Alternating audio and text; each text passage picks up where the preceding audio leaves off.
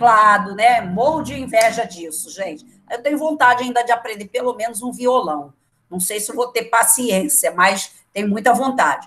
E aí ele faz as paródias, né? Colocando todos os itens que a gente está trabalhando. E ele tem uma de mercantilismo. Aí eu vou colocar também lá na plataforma, vou colocar os dois. Esse que vocês não estão conseguindo, que é do absolutismo, e vou colocar esse do mercantilismo. Quando ele canta, aparece a letra da música embaixo, tá? É bem legal, é uma forma, né? Ano passado nós trabalhamos algumas músicas, né? É uma maneira diferente, mais agradável, alegre de trabalhar, né? Então, vamos lá.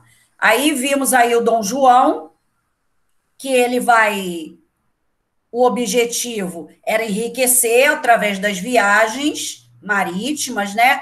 Explorando colônias e controlando toda a rota de comércio, né? E aí ele comercializava com as colônias o açúcar, o tabaco e pessoas que eram escravizadas lá no continente africano. Negociava com os chefes das tribos para trazer aqueles escravos que eram prisioneiros de guerra em troca de algo que ele levasse, que fosse interessante para eles. E comercializava com a França, Holanda e Inglaterra, os produtos que eles não tinham. Aqui, agora chegamos, pode até colocar a data aí hoje, na página 296, gente. 296, absolutismo na Espanha.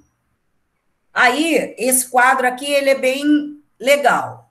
Olha, nós vamos ter o casamento do... Nós já falamos disso em capítulos anteriores. O casamento do rei Fernando, do Reino de Aragão, com a rainha Isabel de Castela. Isso vai formar uma monarquia católica. Aqui o mapa, ó. Né? A gente já tem aqui a parte de Portugal já organizada, e aqui nós vamos ter os dois reinos de Aragão e de Castela, que eles se unem através do casamento, formando um dos maiores reinos dessa região. Depois eles vão conquistar também Navarra e Aragão. Né? Porque aqui está Aragão, porque é um mapa escrito, acho que em espanhol. Tá?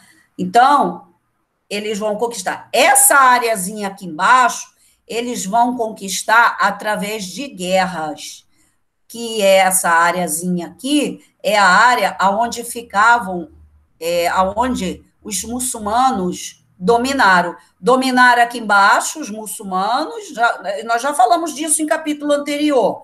Eles dominaram pelo comércio, aqui a parte da África, e chegou a essa parte sul aqui da Península Ibérica. Então, Granada aqui ficou sob o domínio dos muçulmanos. E aí os cristãos vão expulsar esses muçulmanos dessa região através de guerras. Né? A gente tem aqui, gente, seria uma parte maior. Olha, onde eu estou passando o cursor. Seria quase que a metade aqui foram conquistas muçulmanas. É porque aqui já está mostrando que só restou esse finalzinho aqui para essa conquista, ok? Eu fiz um... Gente, fala comigo, tudo bem? Sim. Ah, tá, por favor. Nos momentos que eu fico sem pegar aqui no material da escola, eu, às vezes, costumo fazer umas viagens pelo YouTube, e aí vejo algumas reportagens de alguns lugares. Eu vi uns vídeos de Portugal, exatamente por conta dessa área aqui, ó. Quando os muçulmanos ainda eram dominando, onde eles dominaram ainda quase que a metade desse território aqui. E aí, essa influência muçulmana aqui na parte sul portuguesa, muito legal, tem uma área ali que ela é toda ainda de cultura muçulmana, né, devido a essa conquista que eles ficaram naquela região. Então, prevaleceu até os dias de hoje, né, é uma atração para vários turistas e tal. Então, mesmo você estando em Portugal, você tem áreas que lembram os territórios árabes, e na Espanha também. Muito legal. E aí, nós vamos ter aqui imposição de Castela, né, do reino de Castela, sobre os demais reinos. Ó, eles eram católicos, né? E aí nós vamos ter aqui, eles vão dominar a parte de Granada e a conquista de Navarra também. Aí nós vamos ter aqui, ó. Renan, lê para mim aqui, essa partezinha mais clara, tá dando para ver? Aí. Aonde que é? Aqui, essa partezinha, a formação. A formação da Espanha baseou na construção de uma forte unidade religiosa, capaz de superar as diversidades culturais, linguísticas e institucionais existentes na península. Isso, pode terminar aí. Fé católica, privilégio da nobreza territorial, apolo incondicional da Igreja. Apoio. Apoio. Apolo. Apoio incondicional da Igreja. Então, olha só, isso aqui foram os resultados desse absolutismo na Espanha. Um absolutismo com um reino católico, né? Então, a gente tem aqui, ó, esqueci de passar aqui por esse segundo item, a instituição da Inquisição Espanhola. A Inquisição é aquele tribunal, gente, da igreja, que julgava as pessoas. Se ela não estivesse fazendo algo que a igreja aprovasse, ela ia presa, ia julgada e, às vezes, condenada à morte, como nós vimos várias pessoas, né, durante esses conteúdos que nós estamos trabalhando, né? E aí teve uma perseguição aos judeus e muçulmanos. Então, quando esses reinos se unem, como eles são católicos, eles querem realmente expulsar os muçulmanos daqui, eles querem tornar toda a região um reino católico, só isso, com mais influência, com nenhuma influência nem de judeus, nem de muçulmanos. E aí, ocasionado pela a guerra. Aí, no livro de vocês, dá uma olhadinha, no livro de vocês, na página 296, último parágrafo. Último parágrafo. Deixa eu ver aqui. Júlia, você pode ler para mim esse último parágrafo aí?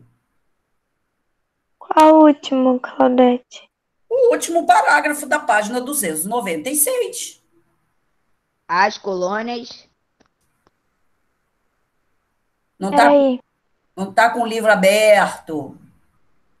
Tô, mas é que eu tô ajudando a minha irmã, que a professora ligou pra ela. Quer que eu passe para outro? Pode ser. Rebeca, pode ler para mim? Posso. Tá, por favor. As colônias da América forneceram quantidades imensas de ouro e prata, que foram sendo acumuladas pelo Tesouro Espanhol. Esse enriquecimento manteve o absolutismo forte na Espanha durante o século 17. 17. Então vocês até podem destacar esse parágrafo aí, né? As colônias da América forneciam quantidades de ouro e prata. Os espanhóis, gente, eles vão enriquecer, por quê? Esses reinos absolutistas, eles querem o quê? Enriquecer. Por quê? Se ele é o rei absoluto, ele também quer ter muita riqueza dentro do seu estado, dentro do seu reino, né? E aí, essas colônias na América vão ser assunto do próximo capítulo. Como os espanhóis vão chegar naquelas regiões que nós já conhecemos, dos incas, maias e astecas. Que meios que eles vão utilizar para dominar e explorar a riqueza desses povos que viviam na sua tranquilidade, né? Então, eles vão explorar, igual os portugueses, vocês têm a noção dos portugueses, né? Os portugueses vieram para o Brasil, não encontraram ouro de imediato, viram muitas árvores de pau-brasil, começaram a explorar essas árvores, depois eles queriam encontrar ouro, mas não encontraram, só vão encontrar no século XVIII. Então, eles vão explorar pau-brasil, depois eles vão plantar açúcar, para depois eles encontrarem ouro. Né? Então, são ciclos econômicos. Mas o objetivo inicial era ouro. Os espanhóis, quando chegarem nessas regiões, eles vão encontrar ouro e prata. E aí começa a exploração e a exterminação do povo, o que é pior, né? No resultado nosso aí. Aí nós vamos ver mais à frente. Então, vimos aí esse absolutismo. No absolutismo da Espanha, o que acontece? O que a gente pode concluir? Os reis, Fernando de Aragão e Isabel de Castela, eles casam e se tornam poderosos reis católicos. E aí dominam toda a região, além da exploração das colônias na América que eles vão ter. Só isso. É o fechamento desse assunto aí. Ninguém quer fazer pergunta, todo mundo entendeu tudo, tá tudo ok, hein? Tudo ok, tudo ok. Tudo ok. Tudo ok? Então tá. Uhum. E agora Tranquilo. nós chegamos ao momento crucial do nosso conteúdo. Aquele momento em que vocês, né, tiveram bastante curiosidade sobre o Henrique VIII. Né? Então, aqui a gente vai ter mais algumas informações. A gente já sabe a situação, o que ocorreu com o Henrique VIII. Né? Ele queria se divorciar, a Igreja Católica, o Papa não permitia, e aí ele era o rei. Olha só, gente, já estava aí o poder absoluto. Ele já estava com poder absoluto. Eu sou o rei, eu não quero mais a igreja, eu vou criar a minha.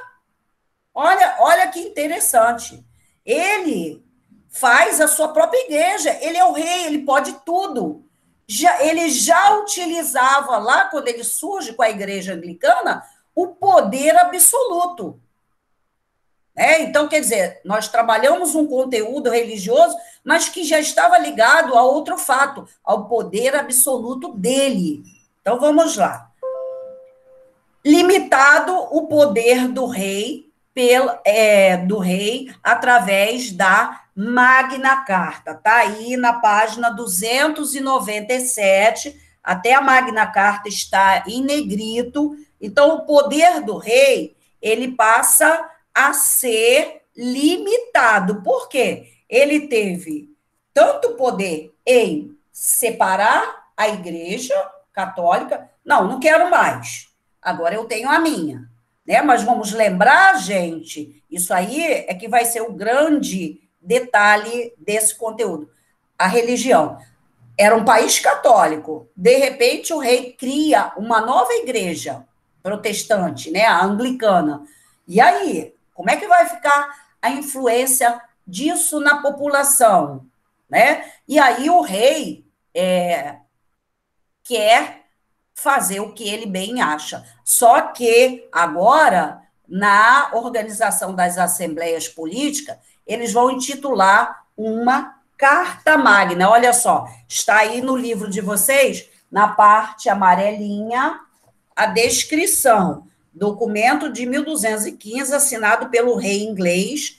João Sem Terra foi um rei anterior um pouquinho a Henrique VIII, que limitava o poder do monarca, obrigando a respeitar as decisões do Conselho dos Nobres.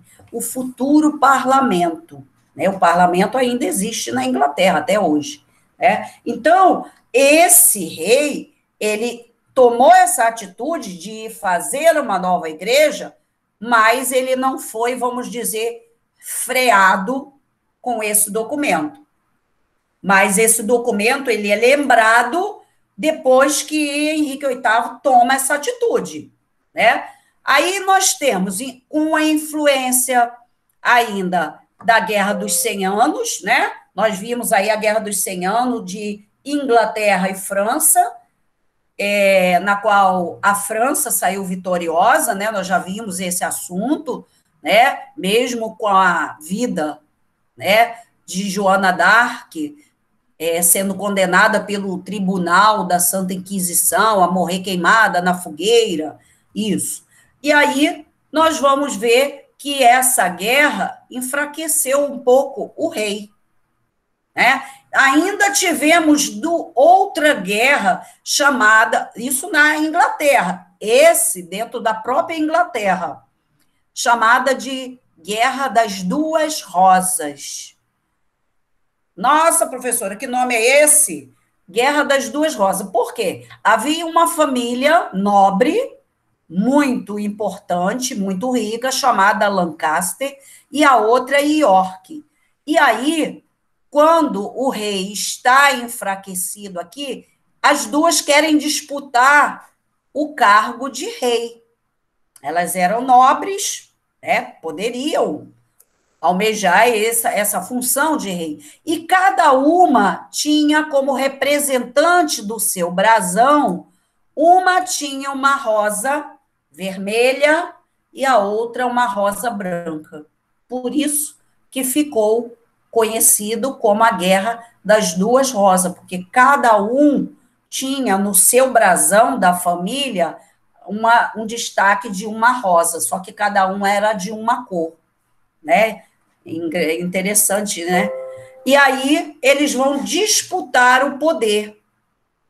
E aí vem, depois de muito conflito, chega aí Henrique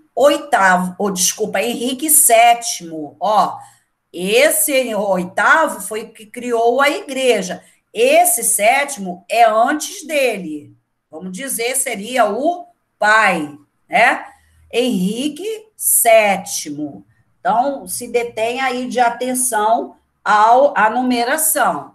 Então, Henrique VII era nobres, ele vai fazer o quê? Nobres proibidos de manter tropas e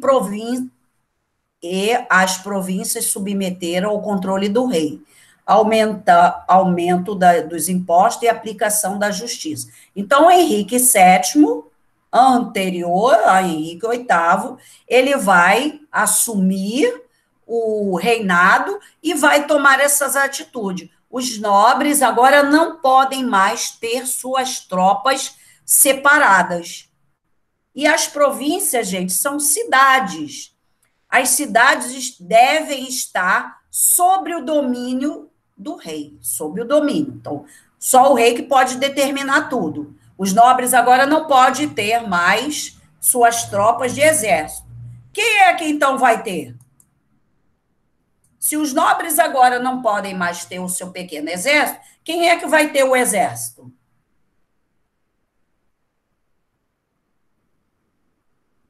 É para a gente responder, tia? Pode, qualquer um pode responder. Gente, você pode repetir? Sim, antes, cada nobre, né, pessoas Sim. com muito poder financeiro, rico, cada nobre tinha o seu pequeno exército. Mas, a partir desse momento, esse rei Henrique VII, ele proíbe. Bom, se cada nobre tinha e acabava ajudando o rei, quem é que vai ter agora o exército? O rei. Aí, matou a charada, é isso aí. O rei. As tropas agora pertencem ao rei. Por isso que ele não quer mais que ninguém tenha o seu pequeno exército. Agora o exército é sob a responsabilidade dele para evitar conflitos entre nobres.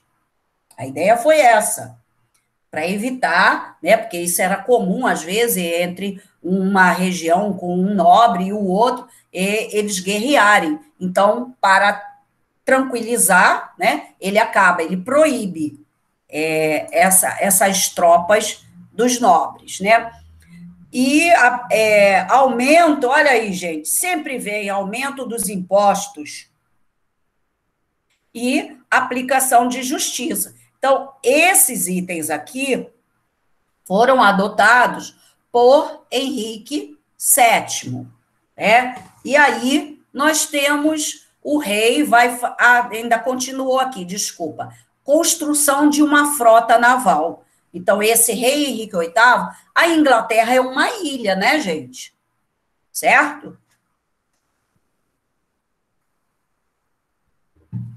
Certo. Desculpa. A Inglaterra é uma ilha, vamos dizer. Então, para chegar até lá, nesse período, era só através de navio. E aí, com esses navios, a Inglaterra também se cercava de uma proteção, né? Então, que proteção? Ela vai ter os melhores navios de guerra. Por quê? Para chegar, para atacar a Inglaterra, só iam de navio. Então, eles vão se preparar para ter a melhor esquadra armada. Então, para chegar até lá, os navios já estavam preparados para abater quem viesse. No caso, aí viesse pelo mar, não tinha avião, era a única maneira, né? Então, era dessa forma. Então, esse Henrique VII também cria essa frota naval. E agora, depois, né, de sua morte, vem Henrique VIII, nosso conhecido já. Ele vai consolidar, quer dizer, ele vai confirmar o absolutismo quando ele reduziu o poder da Igreja Católica no país, criando a Igreja Anglicana. Então, quando ele cria essa Igreja Anglicana, ele já vai estar, vamos dizer, afirmando o seu poder absoluto. Ele não pensa em outra coisa, ele pensa que ele é o rei, ele pode tudo. Ponto. Aqui a imagem aqui de uma das filhas, né, de Henrique VIII. Lembra que nós tivemos, ele casou primeiro com Catarina de Aragão, lembra? Mais ou menos assim. Ele casou primeiro com ela, né, o primeiro casamento, e teve essa filha. A Maria, que depois recebe o título de primeira. A primeira filha dele tem esse nome. E aí, nós vamos ter, depois ele casa com aquela acompanhante da Catarina, né? A Ana Bolena. Ele casa com ela, o segundo casamento. E ele tem uma outra filha, né? Essa segunda filha vai ser a Elizabeth. Essa tem o nome de Elizabeth. E com a terceira esposa, Jane Seymour, ele vai ter um menino. E esse menino, ele recebe o nome de Eduardo. Pode deixar, gente, que eu não vou cobrar esses nomes, essa sequência, não. É só para a gente entender o que vai acontecer aí na Inglaterra com esse poder absoluto. Primeiro aí de Henrique VIII, né? E os seus sucessores. E aí, Eduardo, eu falei que ele morreu cedo. Ele morreu ainda menino, mas ele ainda chega a uma certa fase. Ele, com 9 anos, como ele era o homem, né? Ele não considerou as outras filhas. Ele era o homem, ele vai assumir o poder com 9 anos de idade.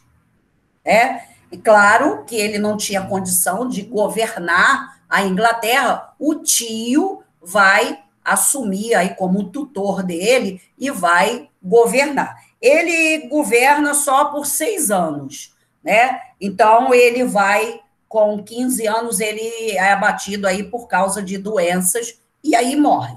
Bom, morreu. O único homem que ele conseguiu ter na vida. E agora? O que vai ser? O que vocês acham que vai acontecer?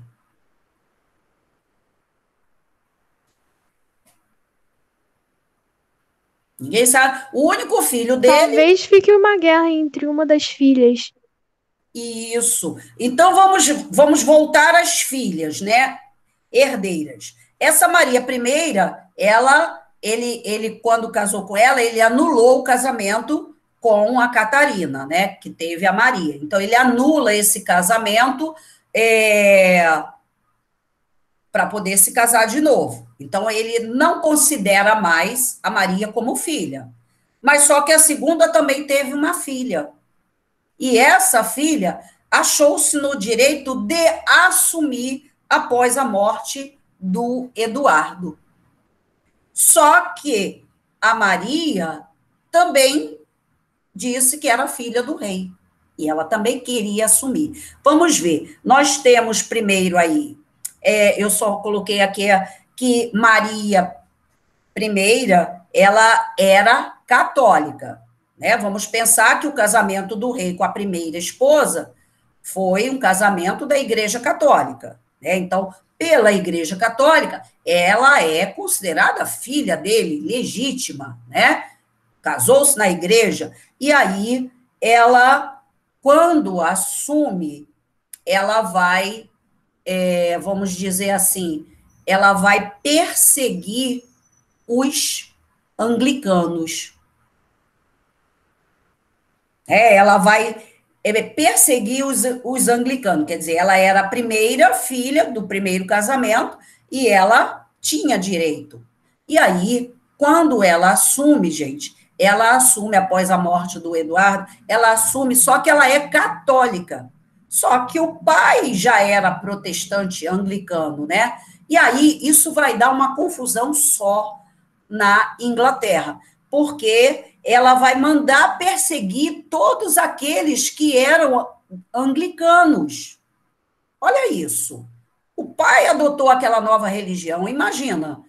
Então, nessa perseguição, é perseguição de até matar as pessoas que aceitaram a nova religião anglicana, né? Ela vai ser apelidada, gente, se vocês procurarem até na internet algumas coisas referentes, ela vai ser apelidada de Maria a Sanguinária. Olha o apelido. Por conta disso, porque ela manda perseguir aqueles protestantes, aqueles anglicanos, porque ela não vai aceitar, enquanto ela estiver no comando, nada que venha dos anglicanos. Imagina que isso ocasionou vários conflitos e várias mortes, só por causa da religião, né? E aí, ela vai passar por situações de saúde e tal, também não chega a ter filho, não casa e tal, e aí a Elizabeth, do segundo casamento, ela quer assumir. Só que Elizabeth cresceu com a igreja anglicana do pai. Gente, ela se torna, vamos dizer assim, uma rainha muito rigorosa. Ela já vai fazer o contrário. Ela não vai aceitar nada que viesse dos católicos. Olha isso. Ela não vai aceitar. Por que eu estou falando tanto disso? Porque a sequência aqui vem por conta dessas duas filhas dele. Né? O poder que essa Elizabeth vai ter no reinado dela, né? Vamos dizer que a Maria governa só 5 anos. Então, foi um governo rápido. Mas a Elizabeth vai ficar por muito tempo. E ela vai se dedicar tanto ao governo, a se impor, ela é que vai autorizar aquele lance que nós já vimos antes, da pirataria. Não falamos disso já? Sim.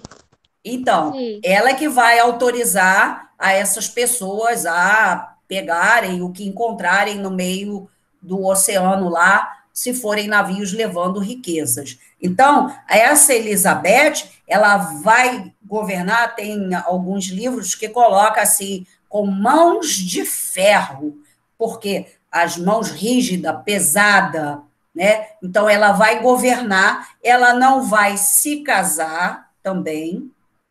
Ela teve vários pretendentes, mas ela dizia que ela não precisava de homem nenhum ao lado dela, que ela se casou com o povo inglês. Ó, E aí ela governava, ela era muito rígida, né? E queria cada vez mais o seu poder. O poder dela era absoluto. Ela determinava tudo, mesmo no caso aí da pirataria, que era uma situação errada, né? Então, nós vamos ter esse conflito aí da primeira filha, Maria, que era católica, persegue os protestantes e morrem muitos. E depois a Elizabeth, que já era protestante, assumiu a religião do pai e também vai perseguir vários católicos. Olha o povo inglês como é que vai sofrer nesse período, né, gente? Por conta das escolhas religiosas dessas duas mulheres. Então, a gente pode observar isso. Então, por isso que eu queria contar para vocês, porque na Inglaterra vai ser bem complicado esse lance da religião.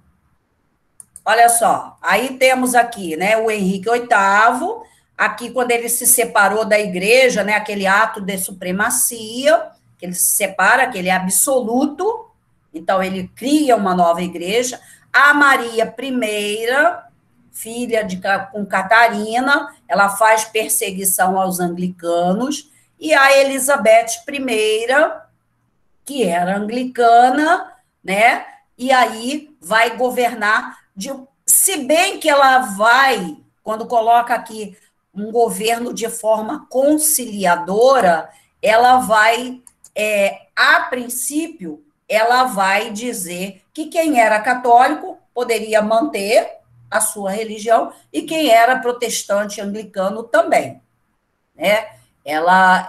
Mas algumas pessoas que estavam em torno dela conseguem fazer um complô tão grande que acaba originando numa guerra de religiosos entre protestantes, né, anglicanos e católicos. Foi, assim, terrível. Inclusive, tem uma fase que é muito chamada a Noite de São Bartolomeu. Nesse dia aí, que era um santo da Igreja Católica, aconteceu uma guerra terrível na Inglaterra. Aqui, morreram milhares de pessoas.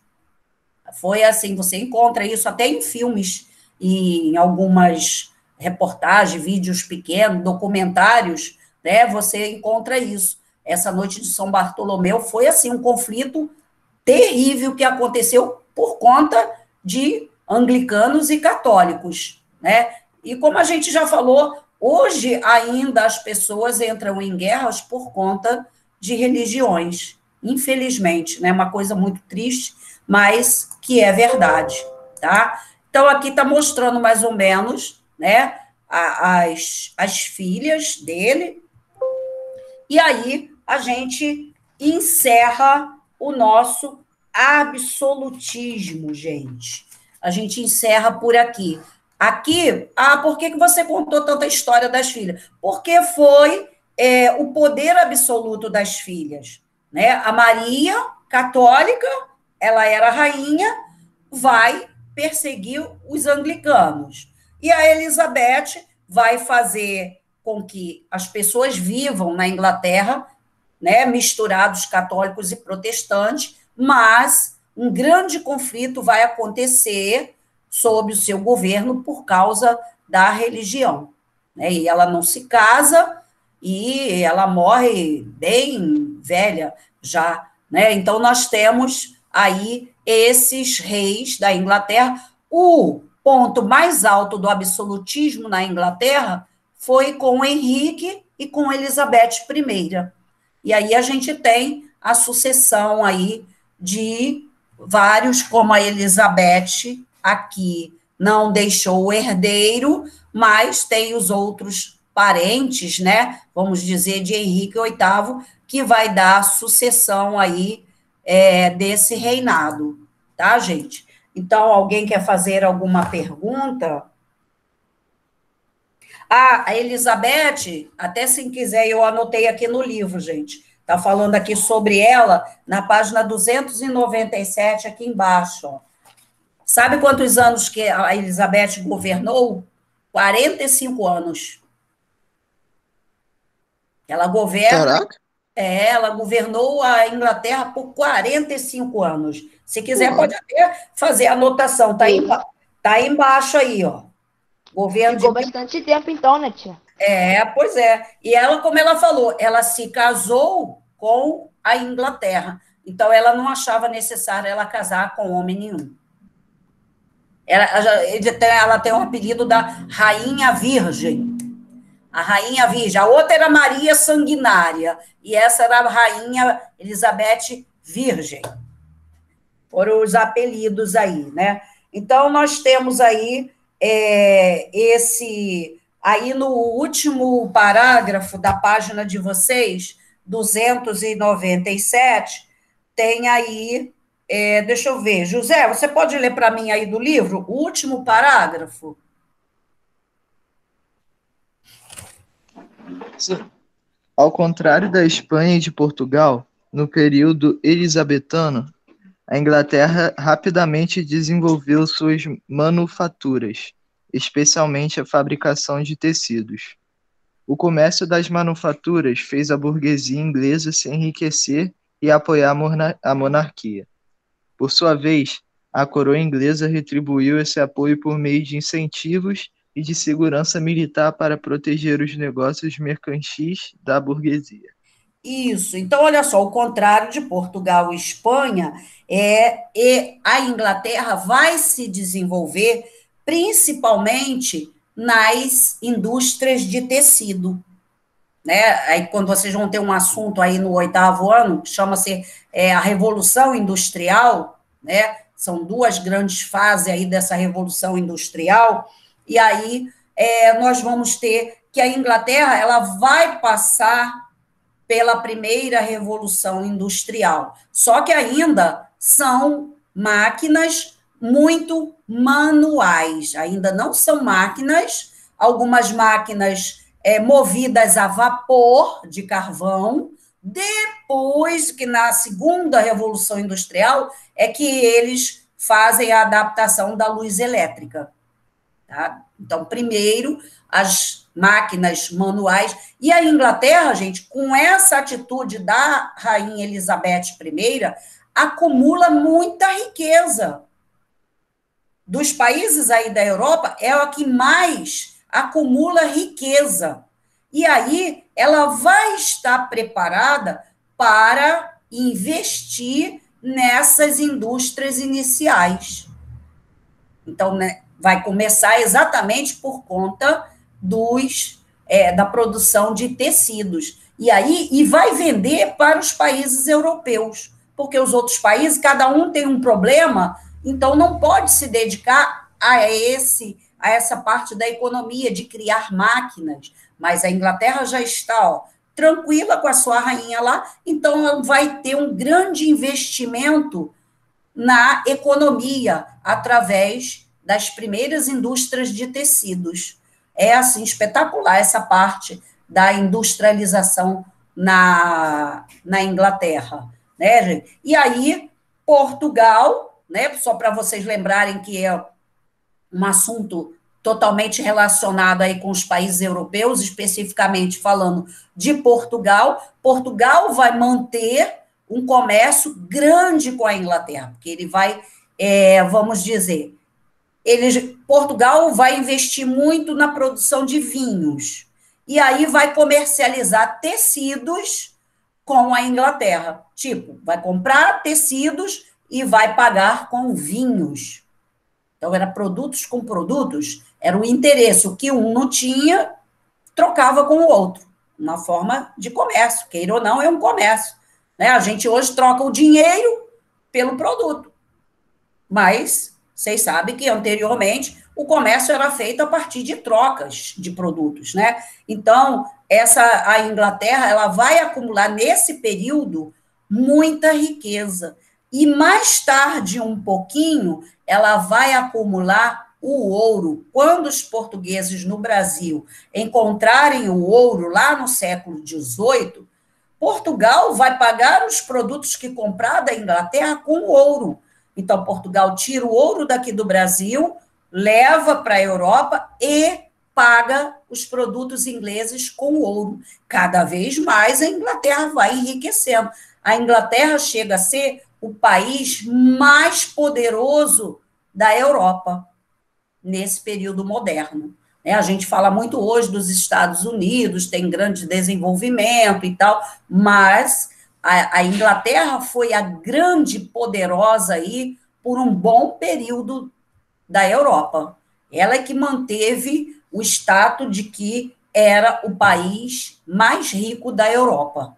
Então, porque ela, por conta desse tipo de comércio, de receber mercadorias, e principalmente o ouro do Brasil, Porque lá nas normas mercantilistas, vamos sempre lembrar, estou sempre falando isso, o mercantilismo é uma política econômica. Quem quiser pode até escrever aí na beiradinha do livro para não esquecer. Mercantilismo, bota igual, política econômica.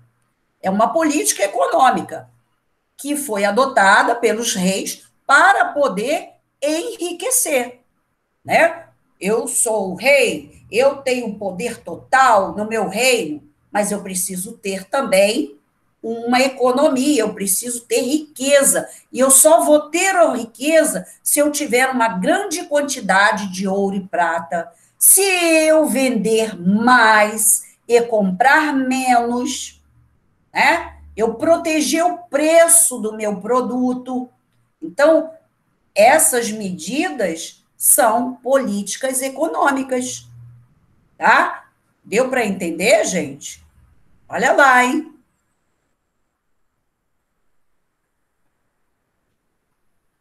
Ixi, caiu todo mundo, saiu fora.